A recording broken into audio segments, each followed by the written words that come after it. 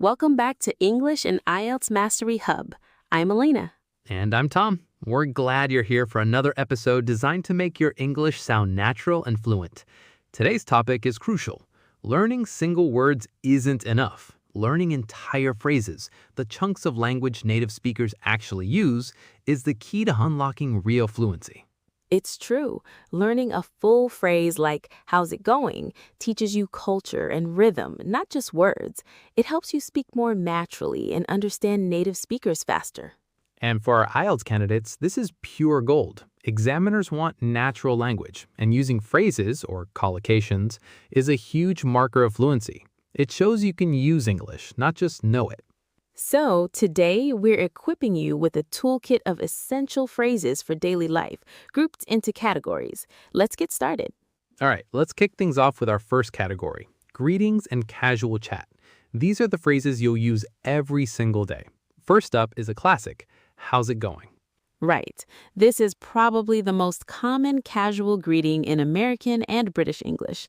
It's a friendly, relaxed way of saying, how are you? You'd use it with friends, colleagues, or even a friendly barista. The key here is the response. A common mistake for learners is to give a very long, detailed answer. How's it going is often just a social opener, not a deep inquiry into your life.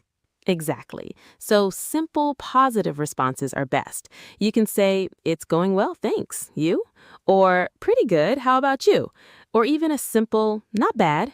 For example, if you see a coworker in the kitchen, you might say, hey Mark, how's it going? And he'd likely reply, can't complain, ready for the weekend. It keeps the conversation light and moving. And for our IELTS folks, if you want a more formal alternative, you wouldn't really use one in this context, but in a formal letter or email, you might write, I hope you are well. In speaking, sticking to how are you is perfectly fine for a formal situation. Good point. Next up, a very similar one. What's up? Ah, the king of casual greetings. This is even more informal than how's it going. It can mean how are you or what are you doing. The best response is usually not much or nothing much, just working. What's up with you? Right. You wouldn't say, what's up in a job interview. But texting a friend, perfect. Hey, what's up? And they might reply, just chillin', wanna grab a bite later? See? It's a gateway to making plans. Okay, let's move to a situation where you haven't seen someone in a while. You'd say, long time no see. This one is so useful. It perfectly expresses that it's been a while since you last met. Imagine you bump into an old classmate at the supermarket. You'd say, wow, David, long time no see. How have you been? It's a very warm and friendly phrase. A common mistake is to overthink it. It's a fixed expression, so you don't need to change the words. Just say it as is. And a more formal way to say this, perhaps in an email to a former colleague, would be, it has been a while since we were last in touch, or it was a pleasure to reconnect with you after so long. Great distinction.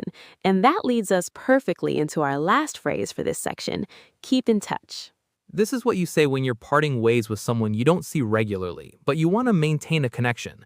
For example, when a coworker is leaving the company, you'd say, it was great working with you. Let's keep in touch.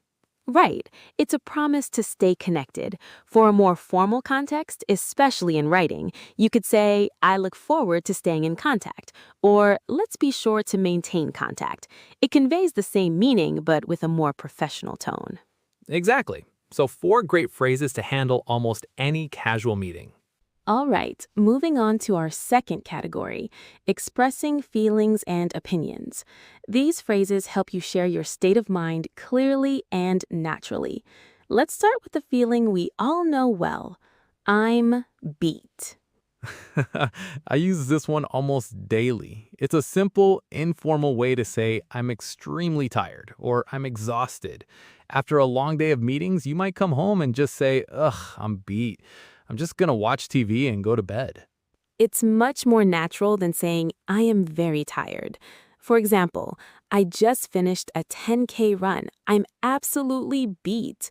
Now, in a more formal setting, or for IELTS, you could say, I'm rather exhausted, or I feel completely drained.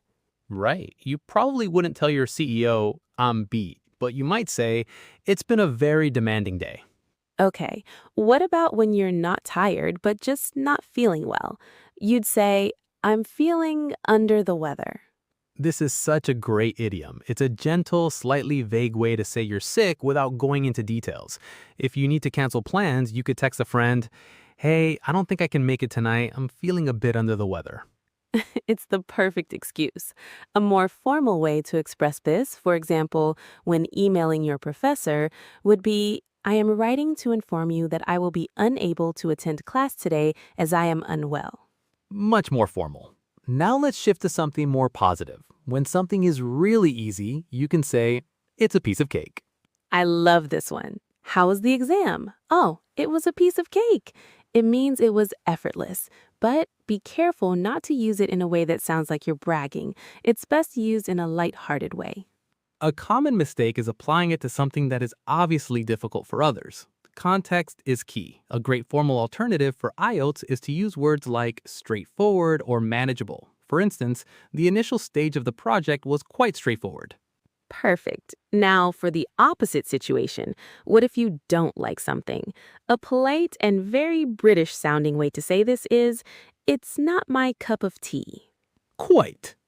It's a wonderful indirect way to say you don't enjoy something without being offensive. Someone might ask you, "Do you want to go to the heavy metal concert?" And you can reply, "Thanks for the invite, but it's not really my cup of tea." Exactly. It's much softer than saying, I hate heavy metal. In a formal context, you might say, that particular genre doesn't appeal to me. And our final phrase in this section is for showing solidarity. I'm in the same boat. This is great for building connection. If a friend says, I'm so stressed about all this work, and you are too, you can say, I know what you mean. I'm in the same boat. It shows empathy. It's a fantastic phrase. A formal alternative could be, I find myself in a similar situation, or I can certainly relate to your position. This would work well in the professional discussion or an IELTS Speaking Part 3 answer about shared challenges. Right. So many great ways to express how you feel. Wow, we've already covered a lot of ground. Elena, I think it's time for a quick mid-episode recap. Good idea. So far, we've looked at two main categories. The first was greetings and casual chat. We covered, How's it going? What's up? Long time no see, and keep in touch. right. And our second category was expressing feelings and opinions. We talked about, I'm beat, I'm feeling under the weather, it's a piece of cake, it's not my cup of tea, and I'm in the same boat. okay, pop quiz, Tom. What's a more formal, IELTS-friendly way to say something was a piece of cake? Ooh, you could say it was straightforward or manageable. You're spot on. That's a sneak peek of a phrase for later. Okay, recap over. Let's dive into our next category.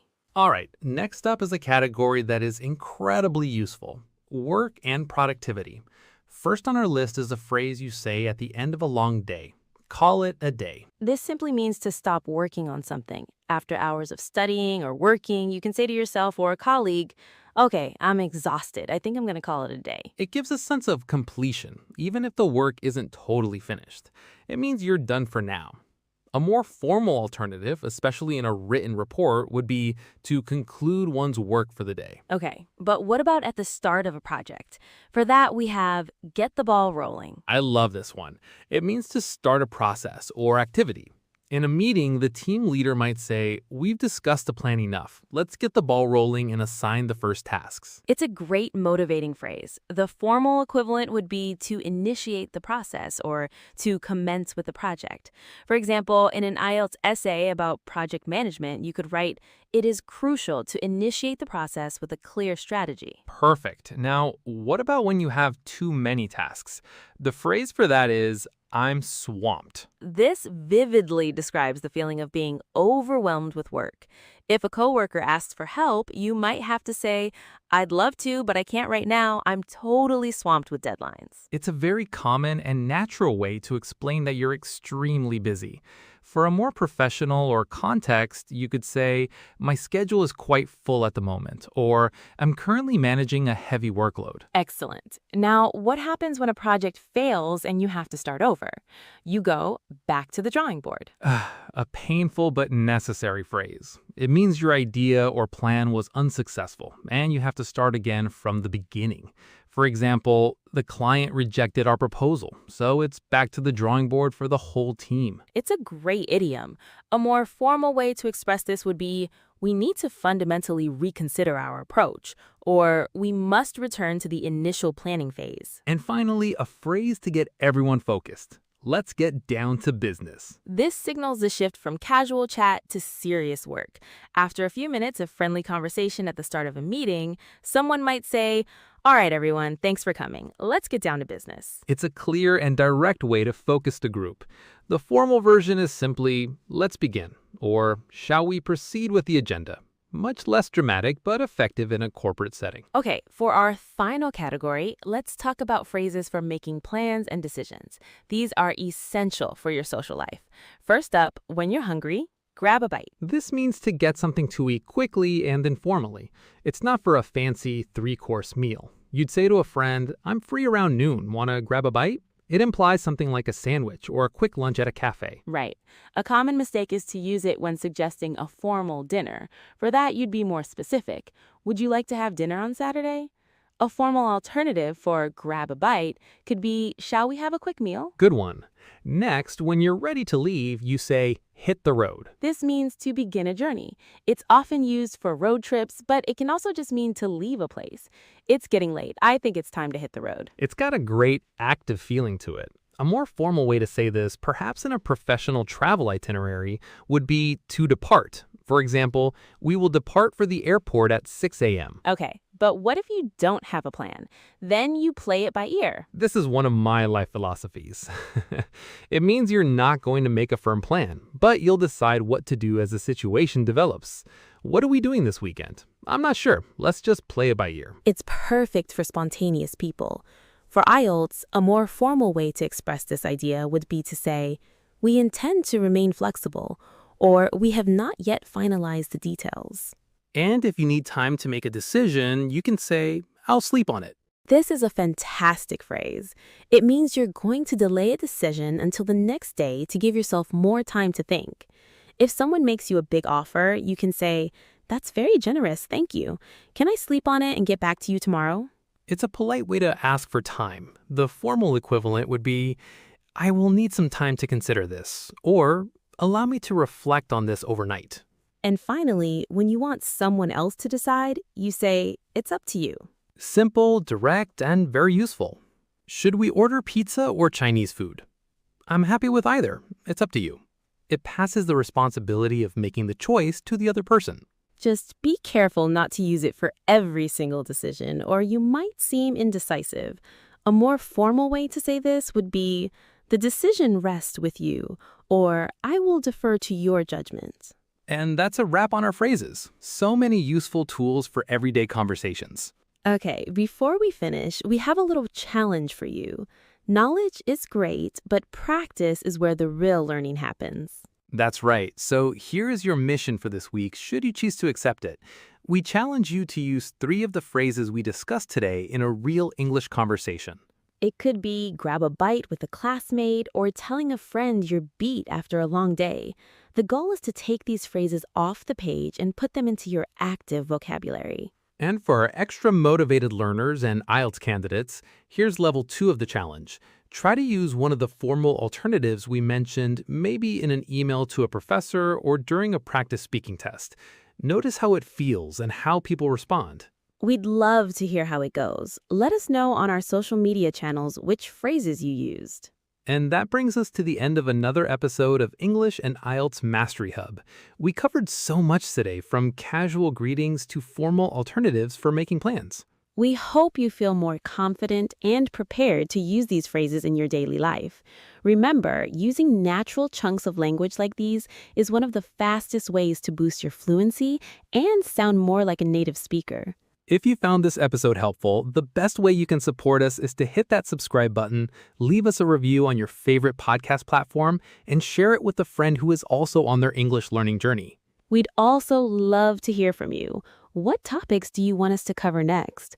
Are there any specific areas of English or the IELTS test you're struggling with? Find us on social media. The links are in the show notes, and let us know. And join us again next week, where we'll be diving deep into the world of phrasal verbs for travel. It's going to be another practical one you won't want to miss. Until then, keep practicing, keep learning, and take care. Bye, everyone. See you next time.